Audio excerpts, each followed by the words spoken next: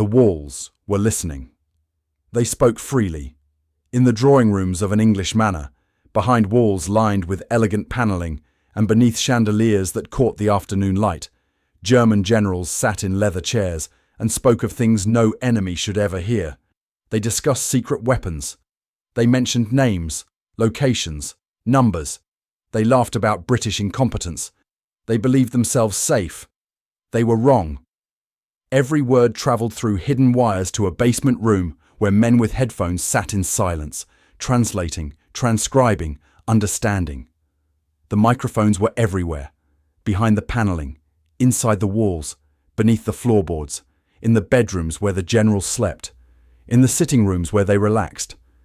Every metre of the house contained devices so carefully concealed that even men trained in warfare and deception never found them. This was not an interrogation. This was something far more dangerous. The British plan had begun in autumn, when London requisitioned a large estate in the north of the city. The house was Trent Park, once home to an aristocrat, now designated for special purposes. No one outside military intelligence knew what those purposes were. The neighbours saw nothing unusual. The operation remained invisible. By then, the war had turned. Not decisively, not completely, but the momentum was shifting in ways the German High Command had not anticipated. North Africa became a graveyard for Hitler's ambitions. Tobruk fell. El Alamein shattered Rommel's advance. Tunisia became a trap. In the desert heat, tens of thousands of German soldiers raised their hands in surrender. Among them, generals, men who had commanded divisions, men who had planned campaigns, men who knew the Reich's deepest secrets. The British knew what they had captured. These were not ordinary prisoners. These men carried information worth more than gold, more than territory, more than any number of troops. Their knowledge could alter the course of the war. But traditional interrogation had limits. Men trained as officers knew how to resist questioning. They knew to reveal nothing under pressure. They knew the rules. The British decided to break different rules. They decided to make the generals comfortable. Trent Park was no ordinary prison camp. There were no harsh cells, no deprivation, no brutality. When the captured generals arrived, they found themselves in surroundings that seemed impossibly civilized for men who had just lost everything. The rooms were spacious. The furniture was fine. The food was excellent. Gardens surrounded the estate, manicured and peaceful. A man claiming to be Lord Aberfeldy visited regularly. He told the Germans he was a cousin of King George II. He said the king himself had ordered that captured generals be treated according to their rank and status. He brought them chocolates from London. He arranged for tailors from Savile Row to measure them for new uniforms. He showed them photographs of his Scottish castle. He mentioned carefully his admiration for certain aspects of the Führer's leadership. The generals believed him. They believed all of it. British officers took them to dinner at Simpson's on the Strand. They dined at the Ritz. They took tea in private homes. They were given newspapers, gramophone records, the freedom to organise their own activities within the estate. One general wrote to his family expressing his wish that they could join him to enjoy such a lifestyle. Another called the British thoroughly gentlemanlike. A third concluded that their captors were ultimately too stupid to bug their conversations. He was stating the obvious, or so he thought. The British were treating them like honoured guests. Why would an intelligence operation pamper its prisoners? The logic seemed clear. Britain lacked the sophistication to extract information through deception. Their kindness was genuine. Their trust was real. It was not. Lord Aberfeldy did not exist. The role was played by an intelligence officer named Ian Munro. The dinners in London, the conversations over wine, the friendly chats in the sitting rooms, all of it was theatre. All of it was calculated. And every word spoken anywhere in Trent Park was being recorded by microphones hidden so expertly that breaking through walls would have been the only way to find them. In the basement, in a secret room called the M room, M for microphoned, a team of listeners worked in shifts. Many of them were German Jews who had fled the Reich. They had escaped while they still could. Now they sat with headphones. listening to the men who served the regime that had forced them into exile. They heard conversations in German. They understood every nuance. They wrote everything down. The transcripts began to pile up. The intelligence arrived in fragments at first. A casual mention of U-boat losses during the Norwegian campaign. Details about the strength of submarine fleets. Technical descriptions of new torpedo designs. Weapons that used magnetic sensors to detect British ships. The Admiralty took protective measures. Ships that would have been sunk continued sailing. Then came discussions about navigation systems. The Germans spoke about radio beams used by Luftwaffe bombers during night raids over Britain. They called it the Battle of the Beams. They described how the technology worked, how accurate it was, how it allowed bombers to find targets in darkness. British scientists developed countermeasures. Bombs that should have struck their targets fell into empty fields. One prisoner mentioned a secret weapon. The conversation happened early in the war, when Britain still fought alone, when invasion seemed inevitable. In the sitting room at Trent Park, a Luftwaffe officer spoke vaguely about Hitler's plans. Something devastating. Something that would change everything. The listeners wrote it down. They filed it. They waited. 3 years later, more conversations, more details. The generals talked about a site on the Baltic coast, Pinamunda. They described rockets, not the kind that fell from planes, the kind that flew on their own, carrying destruction across hundreds of miles. The British had suspected. Now they knew. The Royal Air Force bombed Pinamunda in August. The raid was massive, heavy, concentrated. Germany's rocket program survived, but it was damaged, delayed. The V-2 rockets that eventually fell on London came later than they would have otherwise. Fewer were launched. The targeting was less refined. People died, but fewer than would have died if the program had continued uninterrupted. All because men spoke freely in a bugged sitting room. But the intelligence was not only military. The unbearable conversations. The listeners heard other things.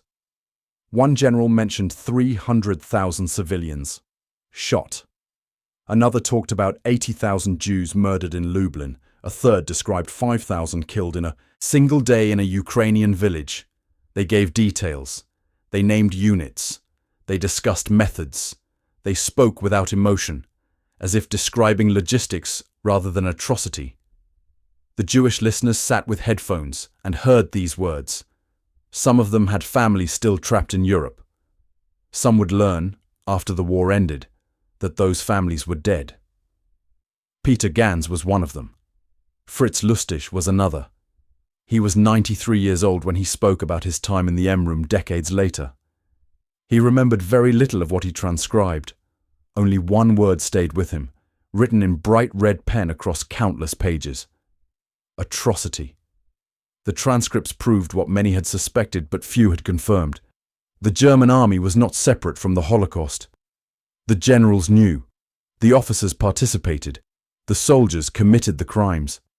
For 65 years, the Wehrmacht maintained that it had remained clean, that the atrocities were the work of the SS alone. The British recordings proved otherwise. The words were there. The confessions were clear. The guilt was documented. None of it came from interrogation. All of it came from conversations the generals believed were private. The turning of the tide. Winston Churchill hated the arrangement. When he learned that German generals were being housed in luxury, dining at fine restaurants, treated like distinguished visitors rather than defeated enemies, he demanded the program stop. It offended his sense of justice. Britain was fighting for survival. London was being bombed. People were dying. And the enemy's commanders were drinking wine and sleeping in comfortable beds. British intelligence did not tell Churchill the rest.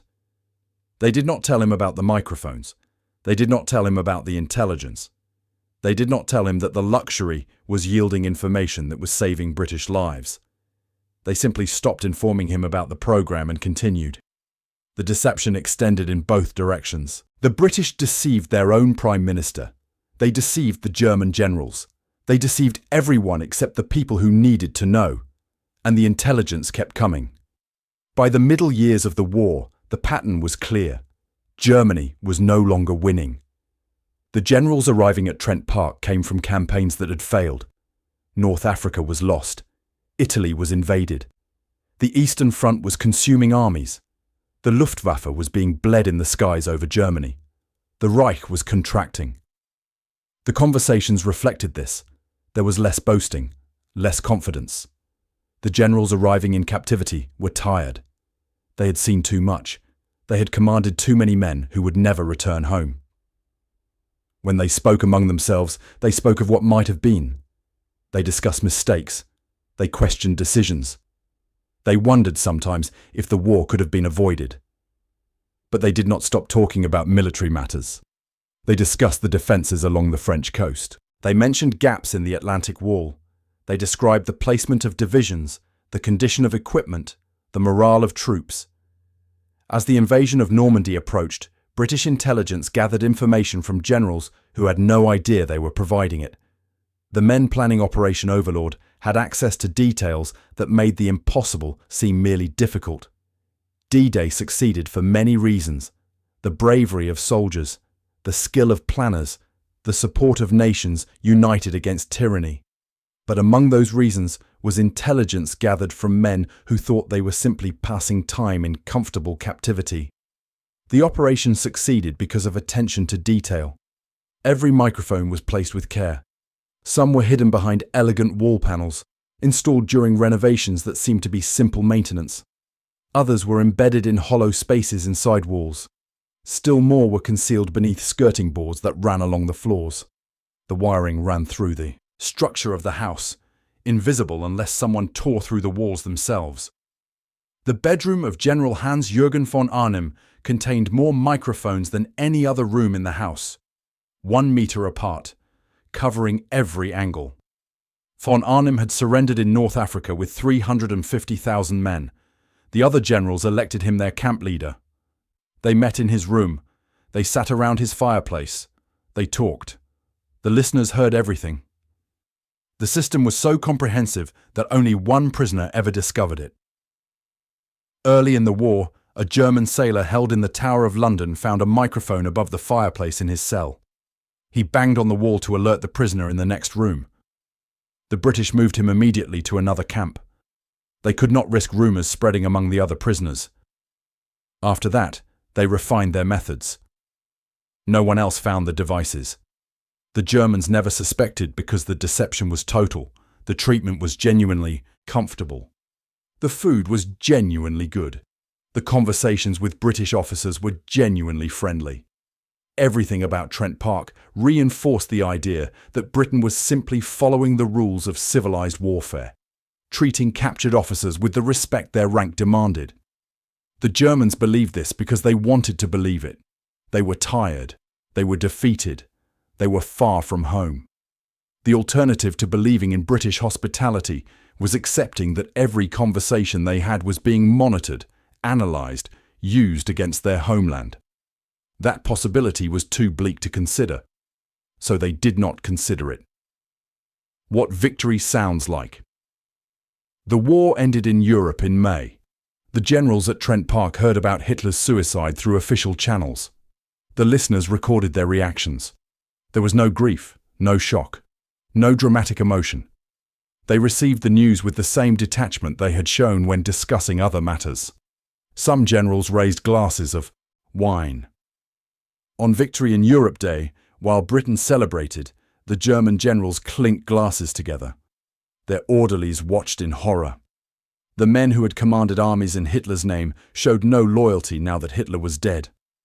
Whatever faith they had held in the Führer had not survived the Führer's defeat. By then, more than 100,000 hours of recordings existed. The transcripts filled cabinets.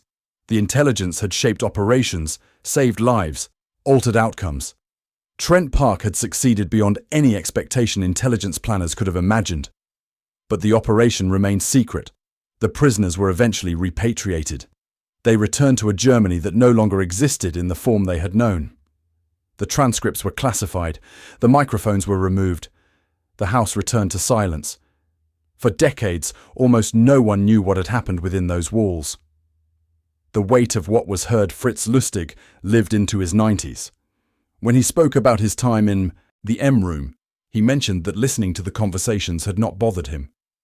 He felt no emotional attachment to the regime. He was a professional doing necessary work during wartime. But others who served as secret listeners carried heavier burdens. They had families in Europe. They had left people behind when they fled. When they sat with headphones and heard German officers casually discussing massacres, discussing the murder of civilians, discussing the systematic elimination of Jews, they knew what those words meant. They knew those policies had touched people they loved. Peter Gans discovered after the war that members of his family had been killed. He learned this in the normal way survivors learn such things. Through inquiries, through records, through the slow accumulation of absences that could not be explained except by death. What he had heard through the headphones during the war became personal afterward. The recordings documented war crimes. They provided evidence. They proved that the Wehrmacht had participated in atrocities, that the German army could not claim ignorance or separation from the Holocaust. When the generals spoke freely, they incriminated themselves. They incriminated their comrades. They incriminated an entire military system. None of them knew this while they sat in comfortable chairs, drinking tea, discussing matters they believed would remain private forever. The operation at Trent Park succeeded because the Germans made an assumption. They assumed their enemy lacked sophistication. They assumed British intelligence was straightforward, honest in a naive way, incapable of sustained deception. They assumed that comfortable treatment meant genuine hospitality rather than calculated manipulation. They assumed the walls were just walls. Every assumption was wrong. The British had created something unprecedented. A prison that did not feel like a prison, an interrogation that did not feel like interrogation, a trap that disguised itself as sanctuary. The operation required patience. It required resources. It required the willingness to house captured generals in luxury while British cities burned. It required keeping the truth from Churchill himself. But it worked. Years later, when the transcripts were finally declassified and historians began studying them, the scale of what had been accomplished became clear. The intelligence gathered at Trent Park had contributed to victories that shaped the war's outcome. The evidence of war crimes had documented atrocities that might otherwise have been denied or minimized. The recordings had captured, in the voices of the perpetrators themselves, the reality of what Germany had become under Hitler. And it had all happened because men laughed at British incompetence while sitting in rooms filled with hidden microphones. The generals who thought themselves safe were never safe. The conversations they believed were private were heard by people who understood exactly what those words meant and what they revealed. The comfortable captivity that seemed like good fortune was the most effective intelligence operation of the war. The walls at Trent Park are still standing. The microphones are gone. The wiring has been discovered during renovations, thin lines running through hollow spaces, evidence of what was done and why. The house is being transformed into a museum. Visitors will walk through rooms where generals once sat and spoke freely. They will see the walls that listened. They will learn what was heard. But the recording themselves, the 100,000 hours of German voices speaking in confidence, telling the truth because they believed no one could hear them, those recordings contain something that cannot be fully conveyed in any museum display. They contain the sound of men who believed they understood their enemy. They were wrong, and their words helped defeat them.